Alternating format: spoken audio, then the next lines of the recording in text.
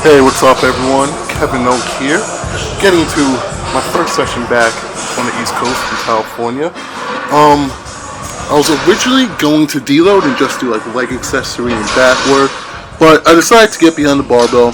I haven't deadlifted in over a week, so while I need to not really hit the volume because I'm a little beat up right now, so I need to deload, I did decide to do some deadlifts, mainly just to keep the motion going, just to keep doing the movement, because my body weight's been changing a lot, and when your body weight changes a lot, usually deadlift is the lift that gets affected by it the most in a negative way. So I really want to keep deadlifting as often as possible, even if I'm not doing a lot of volume. And it's kind of a double-edged sword, because with me it takes me a long time to recover from legit deadlift sessions where, like that 5 rep max I did, something like that, it's probably going to take me like 10 days to recover from. So I can't do high volume, but if I don't do it enough, what's going to happen is I'm going to feel really weird when I pull because my body shape is just changing a lot. So I'll start having position issues, etc. So I decided to come in, mainly just to get some pulls in, to feel good behind the bar. I was feeling a little sluggish. I did a lot of traveling, obviously, out to Cali, back from California. There's just a lot of flights, so I was definitely a little sluggish. Energy wasn't all there. So I was just pulling singles, just to kind of feel it out. Wasn't really going in with the intention of going for a 1 rep max or anything like that. But I did just want to get some pulls in, just to make sure my body's staying, just familiar with the positioning and how everything feels. As you can see, that was like a double overhand. One thing I like to do for grip, which a lot of people ask me often, is I just pull as heavy as I can in the warm-ups, double overhand, and then I'll usually just go to straps.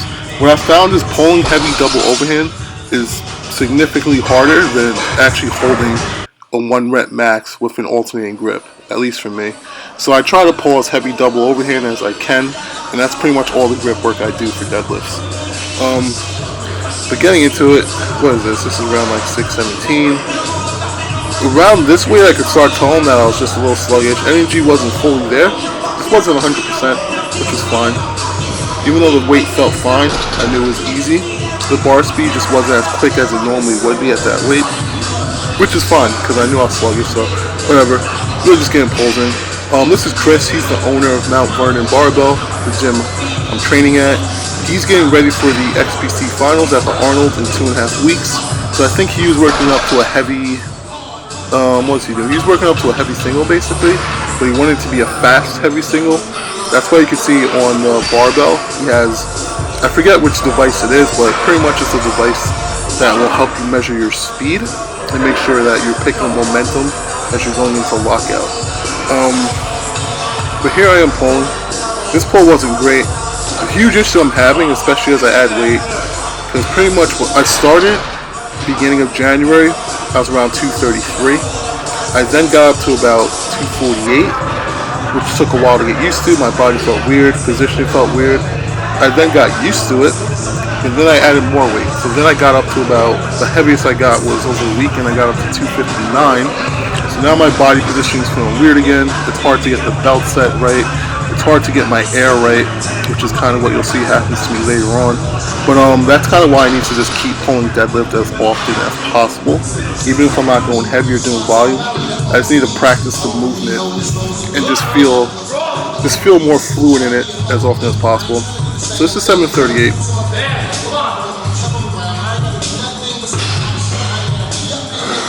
And as you can see, I'm still working on just trying to keep that neutral pelvis.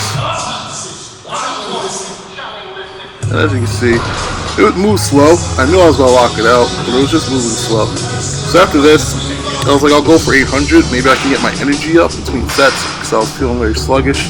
If not, I'll just miss. I didn't really care. It wasn't a big deal. I wasn't going to go after the 800 in that way where it's like I'm going to break my spine going for it. Like I wouldn't go after it that crazy. I gave it a legit effort, but it wasn't the type of thing where I was going to keep pulling on it for like 15 seconds or something. It wasn't going to like burn my CNS out like that, but I figured I'll go for it. I knew it was a 50-50, and I was like, fuck it. Let me start going after this 800. But the main issue I had was I just couldn't get my breathing right as I was trying to get tight, which you can kind of tell happens.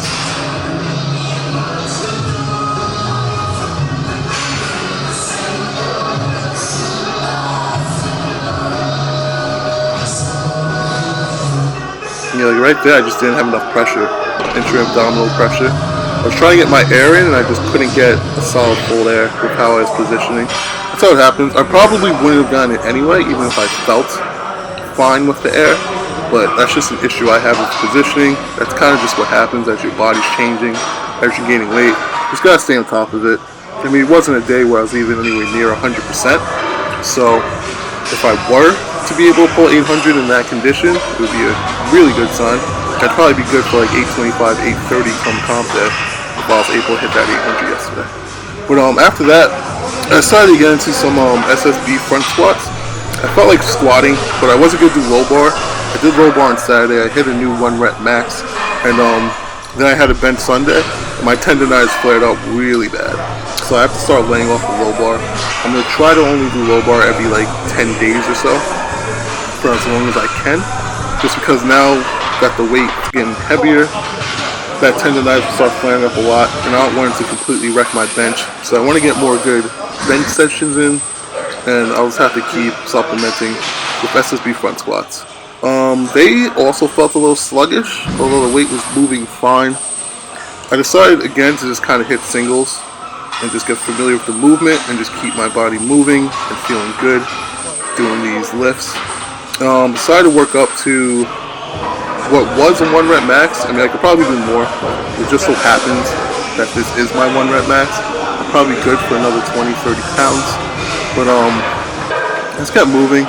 Just trying to hit them clean, feel good, have the body moving, have the joints moving, have everything nice and pumped. That's really all I was doing this workout. I wasn't trying to burn myself out. I wasn't trying to kill my CNS. I wasn't trying to be laying on the ground, throwing up from doing so many reps or anything like that. Just wanted to get the bar moving, wanted to feel good, wanted to move a little weight, and feel good going into my next workout. So, yeah, check out the rest. In terms of other stuff, the Granite supplement stuff over the weekend was awesome. The website is live. You can use my code below. I think it's O10 for 10% off at granitesupplements.com. As I said, I've been using the pre-workout as well as the intra-workout, and they're phenomenal. For me specifically, it's exactly the type of pre-workout I like, where you don't feel crazy. It gives you a nice steady stream of energy. And the intra-workout is pretty awesome. If you look at the label, the ingredients are phenomenal. It's exactly what we need for our longer workouts. But yeah, in terms of that, I'll be at the Arnold in a couple of weeks. Hopefully I see a bunch of you guys out there. And that's it.